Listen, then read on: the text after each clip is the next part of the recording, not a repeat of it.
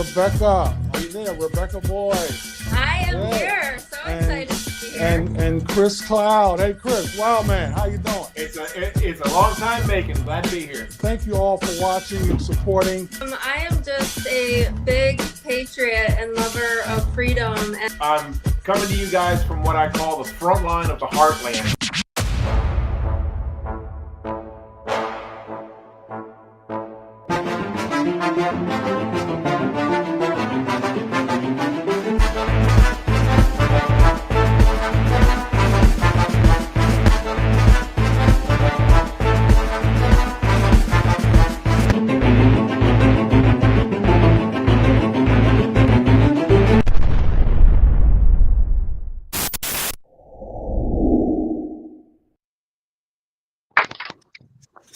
Hi, everybody. Welcome to the On Fire Show. This is the host, Daryl McKell-Brooks, with other host, Rebecca Boyd.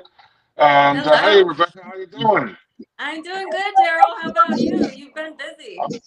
Oh, yeah. I've been, to Virginia, back and forth, and Arlington and Alexandria. And we have it's just been a trying thing. I was so happy to get out of Virginia.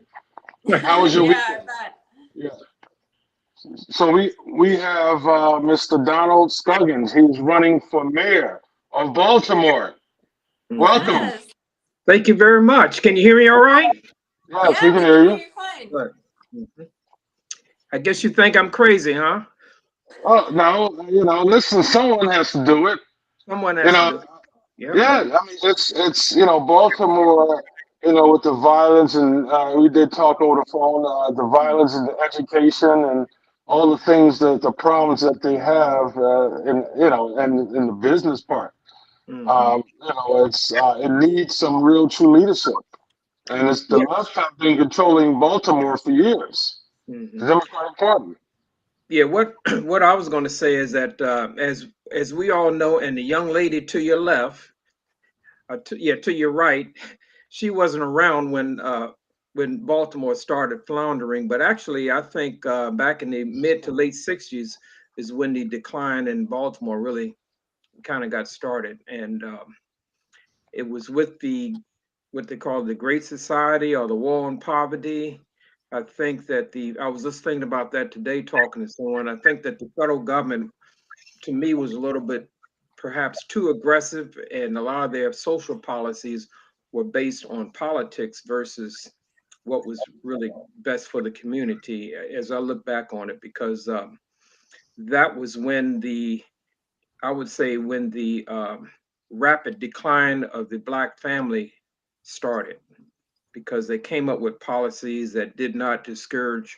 I mean, they did not encourage families staying together. It was almost a incentive to break up families because uh, benefits were given to the mother versus, and then if there was a man in the household, that would interfere with them getting the benefits. So what it did was it just sort of caused people to split up, and as a result, and I hate to say this, but many times it was easier for, well, if both persons were unemployed, so to speak, mother and father were unemployed, the mother got sort of a safety net, so to speak, of the check, that she was receiving. But the male did not get any. He was kind of like out in the cold, so to speak.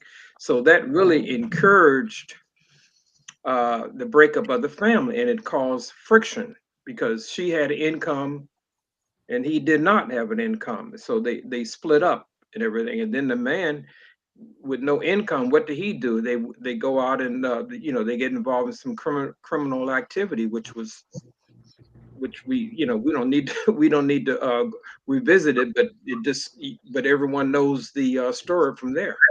It created a heightened it increased the incarceration rate, and just one thing led to the next. It was a combination of issues, and in a place like Baltimore is sort of an example of what has happened in many urban areas across the country. And what I would like to do is at least put some type of strategic plan in place to take care of that, at least to approach taking care of it, because I'm probably not going to live to see it get better.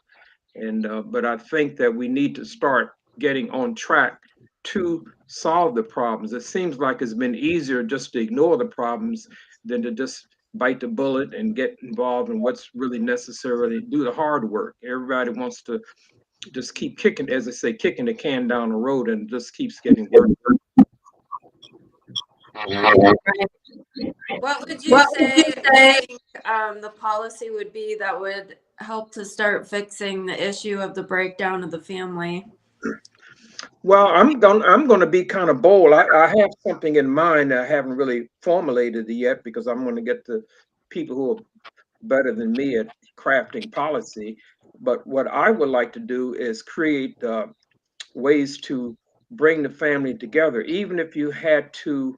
And this may sound very bold and very, you know, I don't know how it would sound, but I would rather come up with a way to get funds to the mother and father so they can stay together. In other words, it's, I guess they do it. They have a check that goes to the mother. I'm not familiar with how the assistance is dispersed, Mm-hmm. but I would make it so that both mother I used I would like to say husband and wife, but I can't, nowadays look like that's a oxymoron, but I would say I would like to make sure that the mother and father got a stipend Mm-hmm. to help deal with the child, and they could in that way they could both go out and get housing in both their names. Both names be on the lease. It doesn't have to be just in a mother's name, to be both their names. And if Mhm. Yeah. he got a job, if the man or woman, because it could be vice versa, if the man or woman or whoever was the other person got a job, it wouldn't interfere with them, with the benefits they would get, because some people were afraid to even try to get a job because that would interfere with their benefits. Right. So, question. We're 2024. What's it like being a Republican running for mayor of Baltimore? Well, you know what? I tell people, just like I would imagine, just like anybody else, because I don't look at it as being, even though I'm a Republican, I feel that the solutions that I would offer are common sense solutions. So they're really not Republican or Democrat. They're just what makes sense, common sense, pragmatic solutions. Now, Mhm. uh, normally, I really don't know. I mean, because since I've never been a Democrat, so I can't tell you what it was like being a Democrat.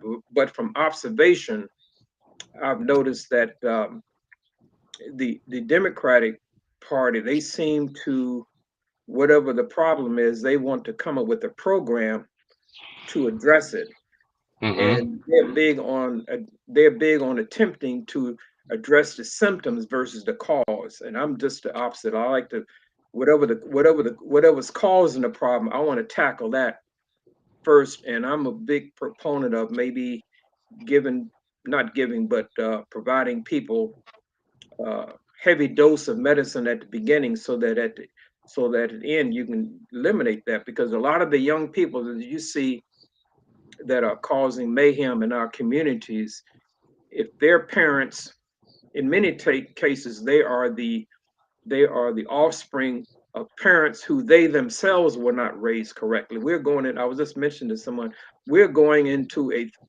3 generations of dysfunctional families situation, and we need to just bite the bullet and put a pin to that, so that we can kind of uh, stop that progression, stop this generational dysfunction, because it only gets worse. It just compounds, because as I've been campaigning, I've talked to some people, and when when I kind of indicate what I would like to do, is almost like talking Greek to them, because they don't know some of these things, like when it comes to having discipline and various things. And I talk to some of the young men. I do it in a sort of appropriate way. I try not to insult people, but I kind of mention to them they have to be responsible with their procreation, if you know what I mean, and so that they are not uh, irresponsible, because a lot of what we see.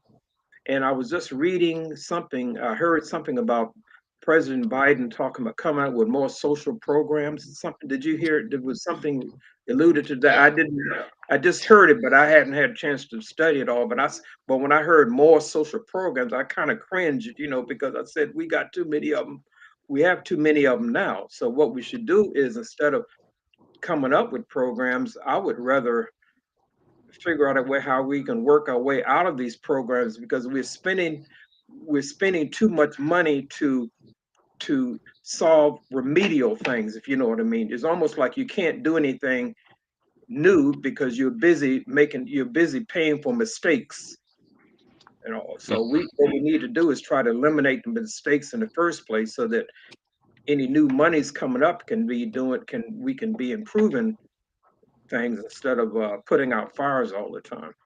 I think you hit the nail on the head, because it seems like every time the Democrats try to come up with a solution, it's kind of under this guise of a social program. And really, it's almost like they use that to gain votes. It's like, this will help us in the now, even though down the road, it's going to lead to more breakdown of the families, more trouble. We know that kids from broken homes generally end up, with more likeliness, not necessarily, but they're more likely statistically to end up, getting involved in violent crimes or crime in general. So I feel like the Democrats just kind of blanket over it and do whatever will benefit them in the short term to get votes with social programs. Yeah, they haven't been strategic. In other words, what I would say, and Daryl mentioned what was it like being a Republican or running as a Republican. Quite frankly, I try not to even mention the word Republican, really, because when you mention Republican, people, it's a distraction, and you could be saying things that people like to hear, but just the mere fact you're a Republican, they automatically uh, they automatically go into a spasm, so to speak, and I don't want, you know what I mean? So I say, well, let's not talk. I mean, I don't even want to get into that. Usually what I do is give them my presentation, and then at the end, if they ask me, what are you, then I say, oh, and I always had to preface it by saying I'm a moderate Republican, because when you say Republican, first thing that comes to people's mind is a MAGA,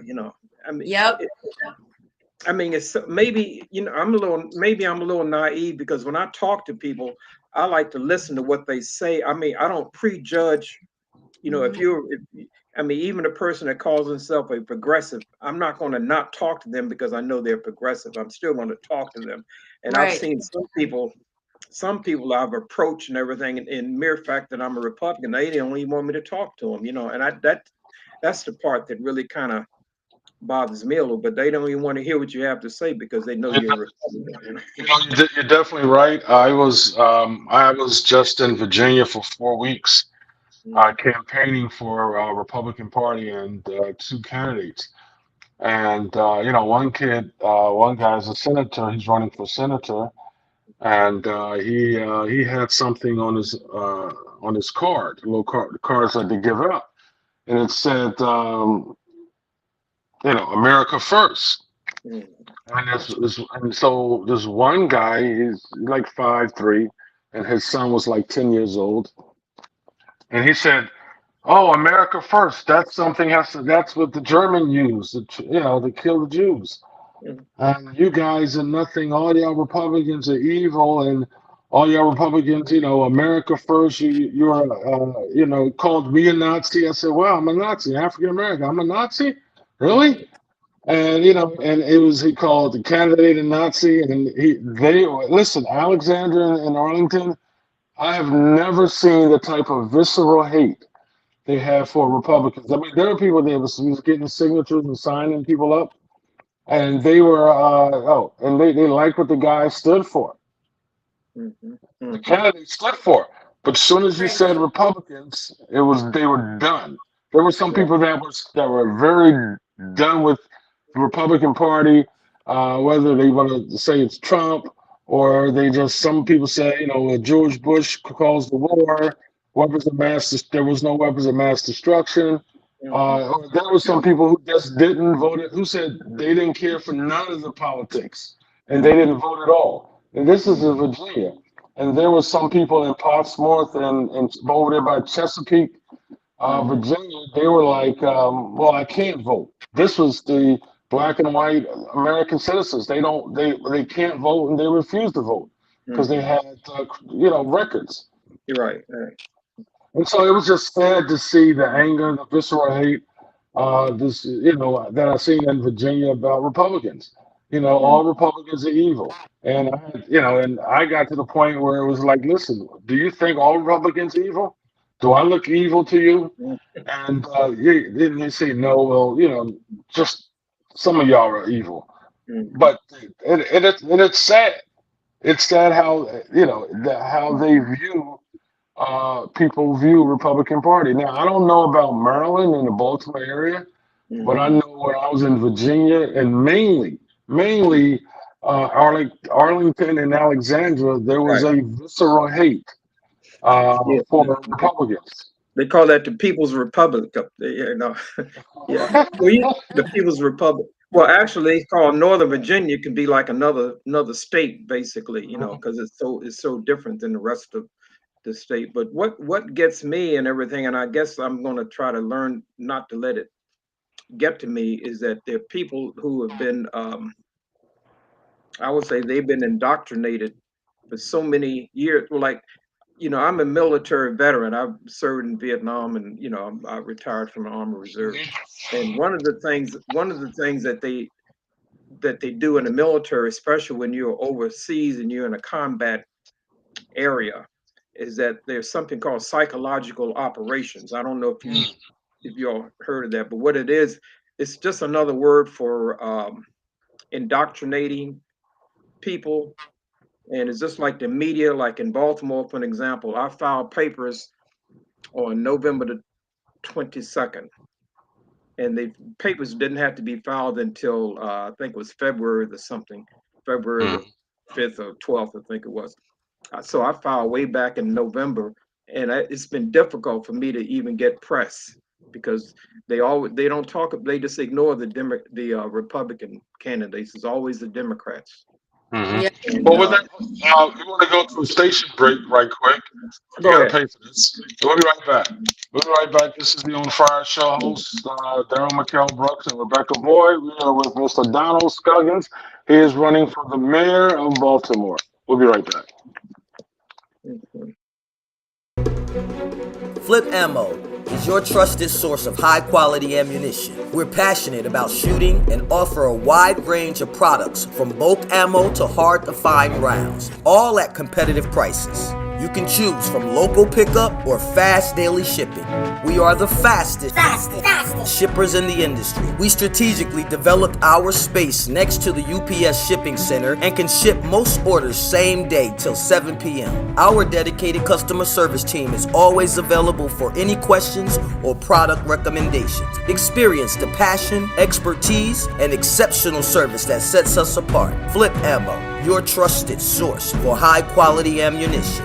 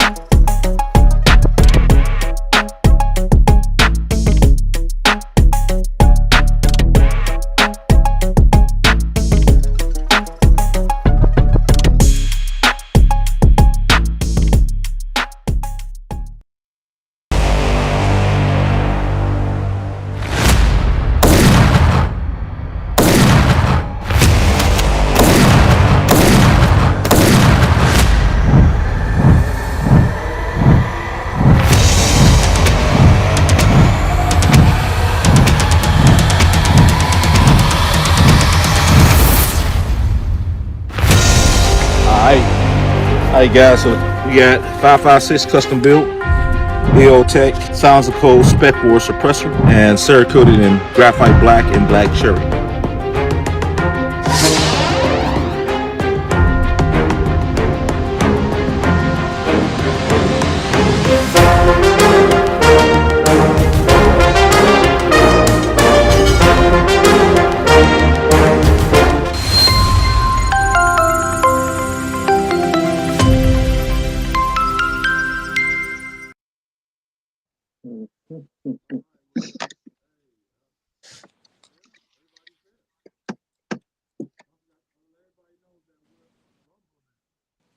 I think you're muted, bro. Yeah, Daryl, you're muted. You're muted. We can't hear you. Let's see if we could get his sound back on. You there, Daryl? We can't hear you. So, Donald, I got a question for you while we try to get his microphone working again. You're not getting the attention and publicity that you need from the media. They're kind of biased in that department. So how do you go about getting the word out about yourself and your message? Well, there's been quite a few podcasts. I'm participating on shows just like this one here. Been doing that. I have been on several radio shows. It's just that I'm not getting any print media in the newspaper. Right. They're primarily covering there's plenty of Democrats running, but they're considered 2 or 3 major top Democrats. So those are only people that's being mentioned. Those 3. And the Republican, none of the Republicans are being mentioned. It's three of us. And okay. And when you go, now I was going to say that Maryland, I was going to say Maryland is a closed primary state. So if you're a Republican, you can only vote in a Republican primary. If you're Democrat, you can only vote in a Democratic primary. So with Maryland being so blue, they're considering it whoever wins the primary, which would be May the 14th. They technically can say that's going to be the next mayor. And they almost like discount the November primary, because since whoever the Democrat wins in primary, since Baltimore's very blue, they figure that's going to be the next mayor. That's how they look at it. Right. I think we got Daryl back. Yeah. How you doing? Yes, I can hear. We can hear you now. Oh, you can hear me. Go. I will. Yeah, now we can. Okay, so I just want to say, since you've been, how long have you been running? I don't know if I missed that. How long have you been running for mayor of Baltimore? Well, I filed the papers officially on November the 22nd. And but that's when I filed the papers. But I've been making moves, I would say, probably maybe 6 or 7 months before then.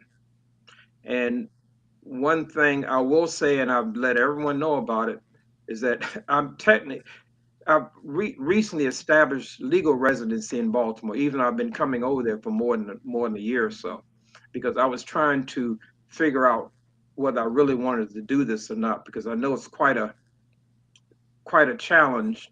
But whenever I see the kids and I walk in the hoods, what they call the hood community, it's the kids that just sort of break your heart, because nobody's looking after them. The school system is bad. They have about a 3 or 4% graduation. The reading level is bad. Everything is, and the teachers union has such a lock on the school system.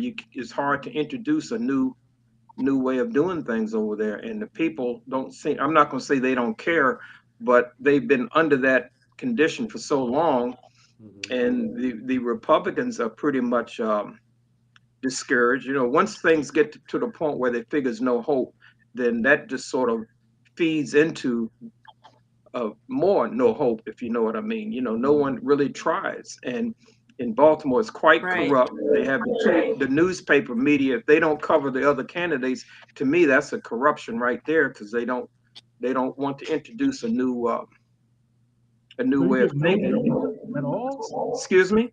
No media at all? No, I said no media coverage. Coverage. You have the Baltimore Sun, and you have the Baltimore Sun is the major newspaper there. Then they have the Baltimore Banner, which is a nonprofit media outlet, and I think it bills itself as sort of like an alternative news source, because Baltimore Sun has been sort of biased. It was a part of a larger newspaper chain, and many of them, as you probably know, over the last 5 or 6 years, new print media has been having a difficult time, so that the media there is not that great. And you have people in the General Assembly. The General Assembly is basically all Democrat. So, and a lot of the issues, a lot of the things that need to be done in Baltimore, you need to go to the General Assembly to get approval. And there are certain politicians that are Democrats will I mean, they will formulate or fumigate things that have to go on in Baltimore because it's financial. In other words, for financial reasons, they go along with certain things, but they don't have to suffer consequences because they're in another district. They don't even, they're Right. another part of the state, so they can be on a certain committee to decide business that's pertinent to Baltimore that's not beneficial to Baltimore. Now, Daryl, when you were in Northern Virginia, you didn't have an occasion to come through Baltimore, did you? Yeah, I was in Maryland, but we were right over. We had an Airbnb in Maryland, and it was right over the bridge. So, Where was that in Maryland? Can you remember? Bowie, Maryland. Oh, Bowie. Bowie. Yeah, Maryland. Bowie. That's Prince George's County. Yeah, that's Yeah. closer to D.C. Yeah, I like Bowie. Yeah, Bowie's a nice area. Yeah, that's a nice. Yeah. So Would you say, Donald, I'm curious if you have noticed any kind of a shift, with the economy getting worse and crime increasing, even just in the last couple of years, do you see people kind of waking up at all to the policies of the Democratic Party and associating the two and putting the two together? Or do you think they're still not connecting the two? I think they're beginning to wake up. I'll put it like this: the people who seem to be, well, let me just put it this way: the older people, like in my age group and all, and maybe maybe a little bit younger and all like that. I would say, but I would say those that are up in the 50s and up, maybe, or maybe even 60 and up, they are tired of what's going on, but they are not necessarily ready to switch over to be considered Republican. So Right. they just want to change, but the Democrats who they put up, at least in Baltimore, the two major candidates, the Democratic candidates, are flawed. They have certain issues. So the folks would want somebody else other than those two people. Yeah. And the younger people, I would say those that may be 50 and under, they are probably one of the largest blocks of folks that are becoming what they call non-party affiliate. They're more or less independents. So they're not wedded to really any party. They just want to go with who they feel would be the best candidate. And I've gotten quite a bit of pretty positive reception from them because I've been promoting an economic agenda, and I'm not going out to try to necessarily recruit people for the Republican Party because I want people to vote for me, for what I'm Right. going to do. I'm not going to get bogged down into Republican or this, that, and the other. I'm just going to be very economic focused. And the reason why I asked Daryl if he had a chance to come through Baltimore is that you've had their properties, and I don't know if you've seen them. I forgot your name again. Rebecca. Rebecca. Okay, Rebecca. I don't know. Have you been to Baltimore lately? I have not lately. I've passed through before, but it's been a while.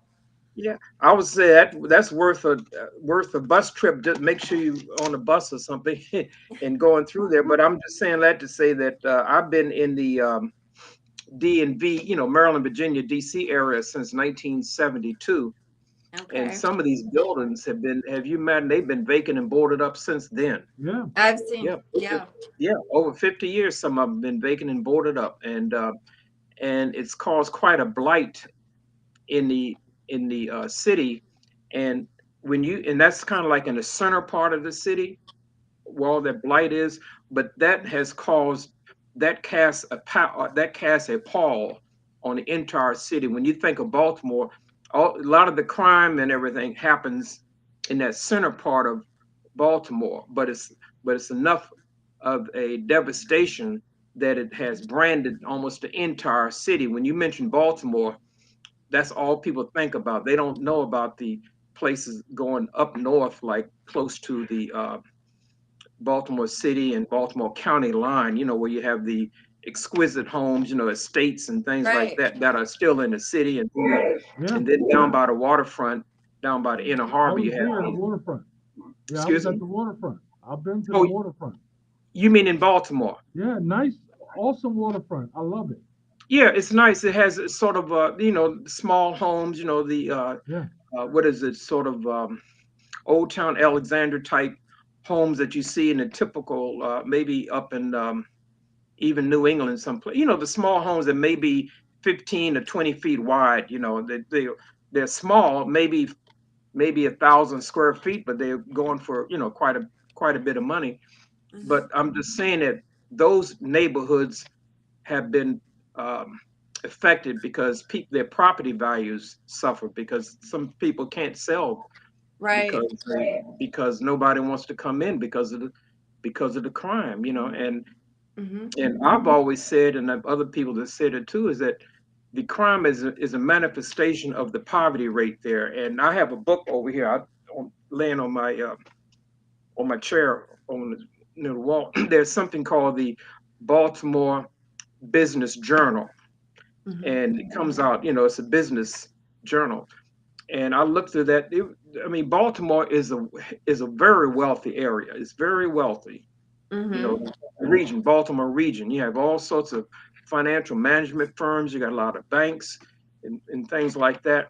But some kind of way that money does not get into the inner It's, city the way it should be. yeah. Do you And think? Right. I think it could be gotten into the city if you had different leadership. I want to be more of a business type person. I want to use my business acumen to try to bring commerce in the city and all. But one of the problems we have, and Daryl may be familiar with this, we have, and I'm going to be very honest, Rebecca, I don't mind saying this in front of you, but we have grifters in the city or influencers who, um, Mhm. how should I put it? They foment discontent in some of these urban areas, and they say, well, oh, if you mention improving a city, the first thing some people are going to think of, oh, gentrification. Yeah. That word gentrification comes up. Yeah. So you have that.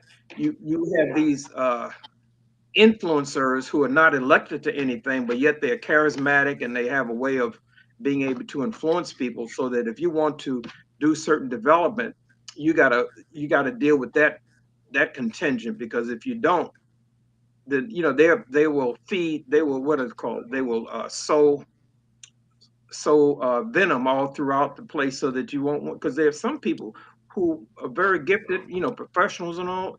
They say Hmm. Baltimore is a career killer, because you go there to do something, you can't get it done because and if you're in mid-career, people don't want to go someplace where they can't do something so that they can enhance their resume, or build up a career. Now with me, I'm see, you know, I mean, I'm at the end of the road, so nothing can, they can't, that doesn't bother me, so I can just say what has to be said and Right. get it done. But the thing that's fueling me to do this, because like I said, I filed papers on November the 22nd, and up until maybe a couple of weeks before. But here's the thing. November, okay, to establish residency, you have to have established residency 12 months before the election. Hmm. So that meant I would have to establish residency before November, before what is it, November the 5th. So I filed papers. When did I say I filed papers? October I must have filed in October then. I think it was. Oh, I established residency in October, which was one more than 1 year beforehand. But I filed my papers November the 22nd. That's what it was. So officially, I filed residency sometime in October. So I met the 12 months situation. But up until that time, because I had to either do it then or not do it. So I was on the fence of whether I was going to do it. And I am going to do this. I am not going to do this. Now, I'm going to say this in front of, I'm going to let Daryl know this, and I want you to hear it too, Rebecca, because this is a story that I have to tell, and I'm going to tell you that people Well, may we're not gonna go like to to hear it, but it's a, going to we be want to very go to short. we want to Huh? go to a station break. We'll be right back. Okay, let me make sure I tell you this story. It's not going to be long, but it's very impactful. All right, we'll be right back. Okay, thank you.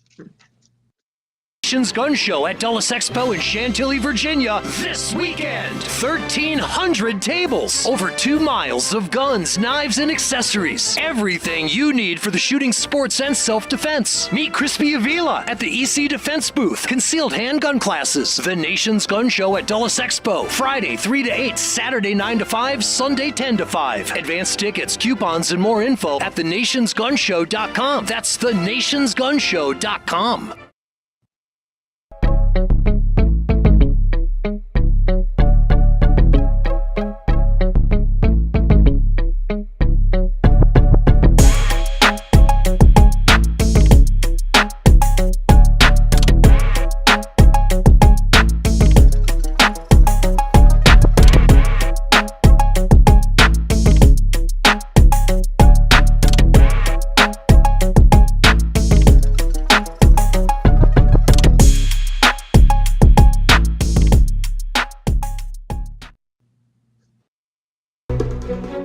Flip Ammo is your trusted source of high-quality ammunition. We're passionate about shooting and offer a wide range of products from bulk ammo to hard-to-find rounds, all at competitive prices. You can choose from local pickup or fast daily shipping.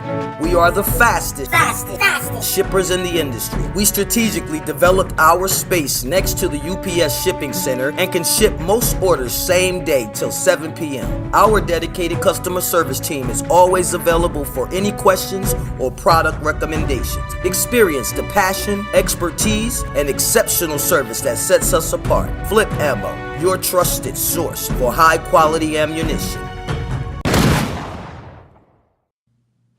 Okay, we're back with Mr. Donald Scoggins. He's running for mayor as the GOP. All right, and you're here with Daryl Brooks and Rebecca Boyd. Can you turn your volume up, Daryl?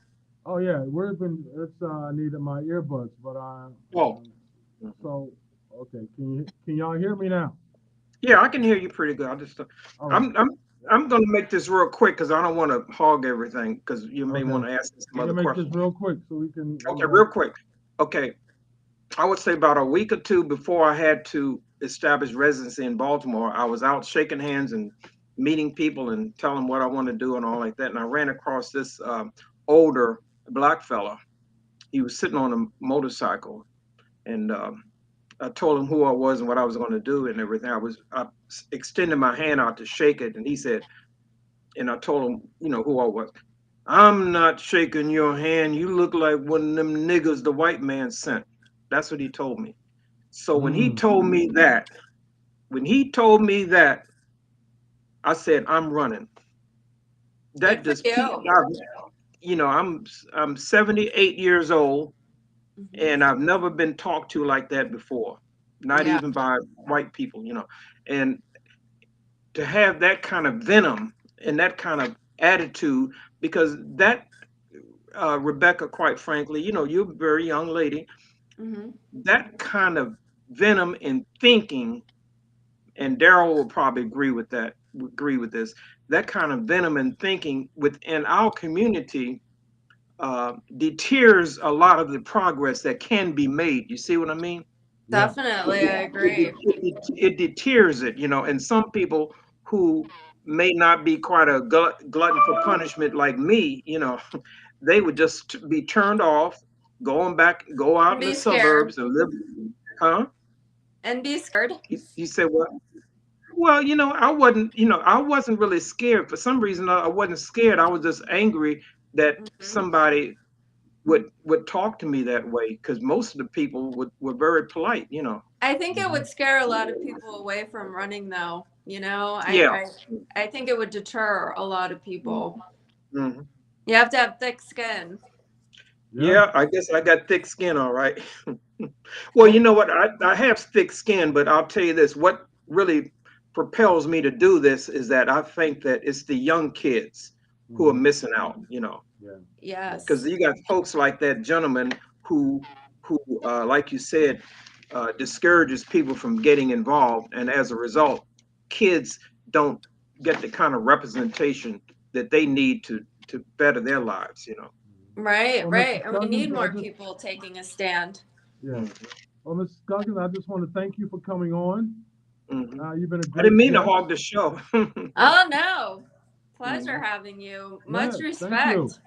All right. Thank and you. I'll give you a call in a couple days. Yeah, do that. Just text me first. Yeah, do that. Thank you very much. Nice meeting you, Rebecca. Thank you very much. Yes, nice meeting you too. Thank you. Okay. Thank you. Okay.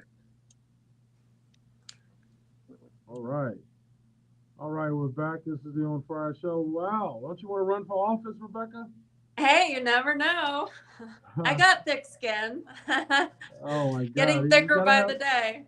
You know, I'm getting too old, and I realize I have ran for Congress and United States Senate and Assembly in Jersey, and I realized when I was out there talking to those people, I'm getting very thin-skinned as I get older.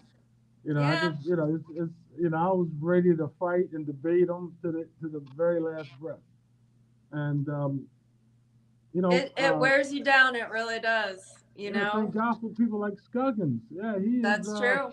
78 years old. You know, I think the mayor of Baltimore is in his early 30s, I believe. Wow. Yeah, he's you know, I've been seeing, you know, when the barge hit the bridge and the collapse. Yep. And the guy, he's young.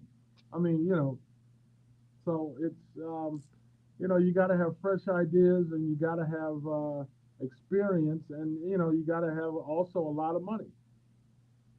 Right. I think that's where a lot of people get, you know, pushed aside, is it's hard getting the funding to run because it is so expensive. A lot of times it's millions of dollars, and people, and if you're not getting the media coverage, if you're a conservative or a Republican, you're not getting that exposure to even get your name out there to get funding and people who want to fund your campaign. So it makes it really difficult. Oh yeah. So in the news, I mean, have you heard about Candace Owens?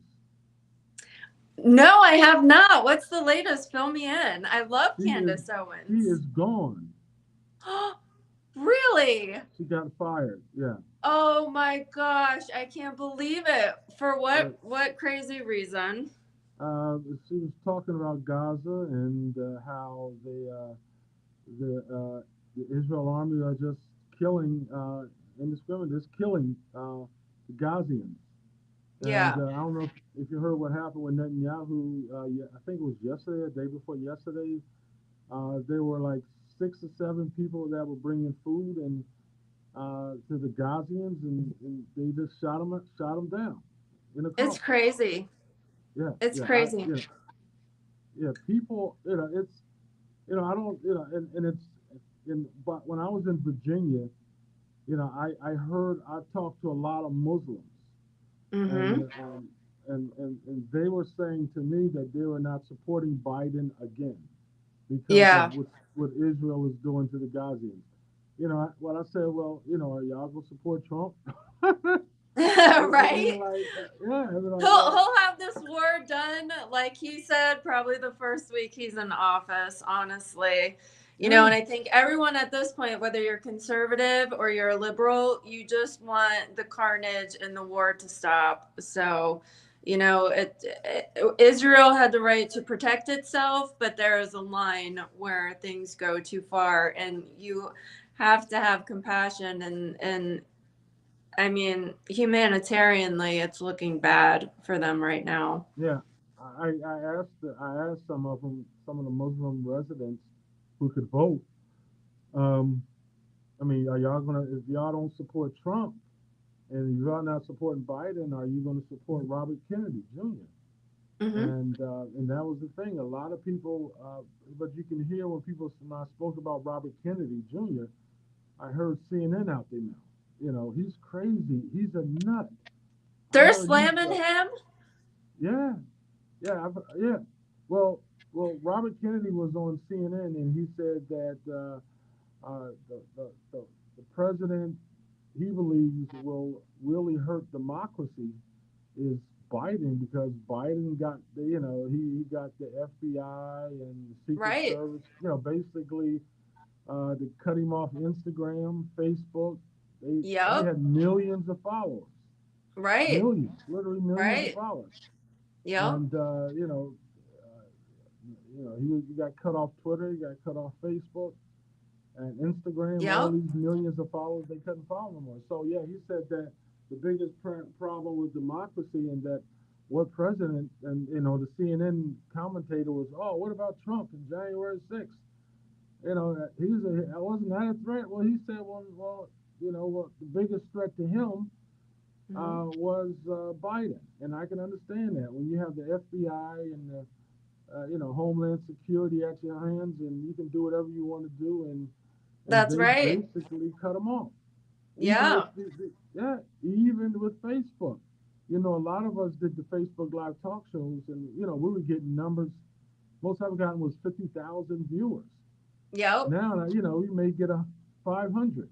Facebook has limited my account. I can't gain new followers, and it's very one-sided. Freedom of speech is not really allowed if you're a conservative. So I don't align with Robert Kennedy Jr. on everything, but I really agree with a lot of things that the man says. And from what I'm hearing is they think he's going to take more votes away from Biden than Trump. So I think overall he's been a good thing. He's a good voice, even for a lot of conservatives, on issues of freedom of speech and illegal immigration. So, I'm glad to hear him out there and getting some publicity. He doesn't seem like a person that will sell out America, and that's what I like about him also. And so, the No Labels campaign is not running anyone. They just came out with a press release. They're not running anyone in the 24 election. I kind of knew that. I think that, they wanted some individuals, and and they knew that it would take votes from Biden. And so right. They probably got really pressured. Yeah. They're gonna go after him like crazy. I think they haven't even put all their cards in this game against him yet. They're losing their minds over Kennedy. He's a big threat. And he's a big threat. And you know what they do to big threats, so you got to watch out. He needs that protection. Yep, he sure does. Look what they did to his father and his uncle. They were both big threats. Who do you think Trump's running mate is going to be? Do you have an opinion on that? Yeah. I would. There are some people that like Tucker Carlson. There's some that like the Congresswoman. She's running for United States Senate in Arizona. Okay. And then I can't think of her name. But also, there's the senator in South Carolina. And, he is African American senator. And, that's a possibility. Yeah. He has to pick someone who's going to back him 110%. Right. I would love to see him pick Ben Carson. Ben Carson? I'm a fan. Yeah, I'm a fan of Ben Carson. I would like, Ben Carson would work for me. I've met him a couple times. Very intelligent man, very intimidating. He's brilliant. Intimidating. You're talking to him, you better say the right thing. He listens to everything. Oh yeah, I believe it. Well, and he has quite the background too. He's got an amazing life story. I think would resonate with a lot of people. Yeah, we're gonna go to a quick station break. We'll be right back. All right, sounds good.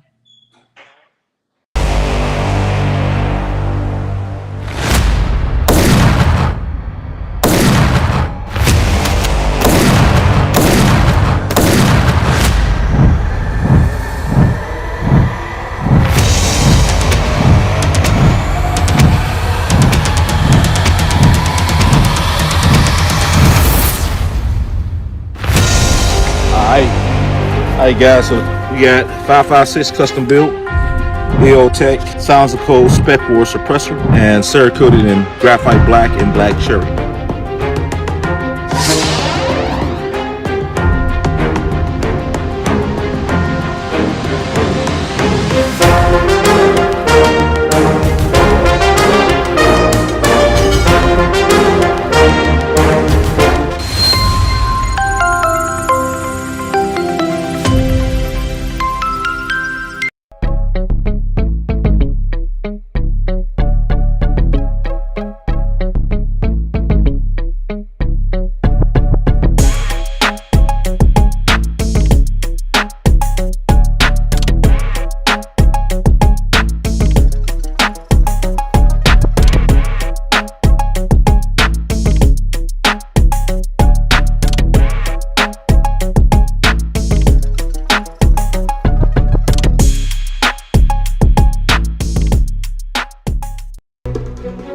Flip Ammo is your trusted source of high-quality ammunition. We're passionate about shooting and offer a wide range of products from bulk ammo to hard-to-find rounds, all at competitive prices. You can choose from local pickup or fast daily shipping.